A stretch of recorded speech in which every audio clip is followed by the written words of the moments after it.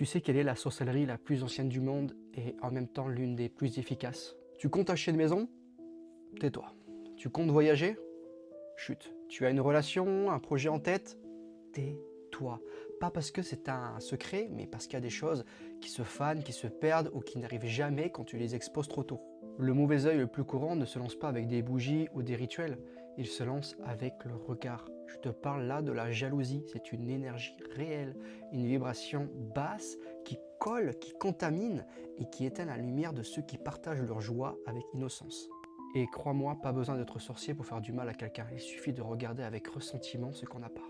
Souvent, ce n'est pas la sorcellerie qui bloque tes projets, c'est l'énergie de ceux qui t'entourent, de ceux qui sourient dehors mais qui, à l'intérieur, voudraient te mordre. Des gens par exemple qui se réjouissent de tes succès seulement quand ils sont au-dessus de toi, ou des proches qui te disent je te souhaite le meilleur mais qui ne supportent pas de te voir prospérer. Des amis qui applaudissent tes pas jusqu'à que tu en fasses un de plus qu'eux. Alors il y a beaucoup de personnes qui appellent ça de la malchance. Moi j'appelle ça trop de confiance. Croire que tout le monde ressent la même chose que toi quand tu partages quelque chose de beau.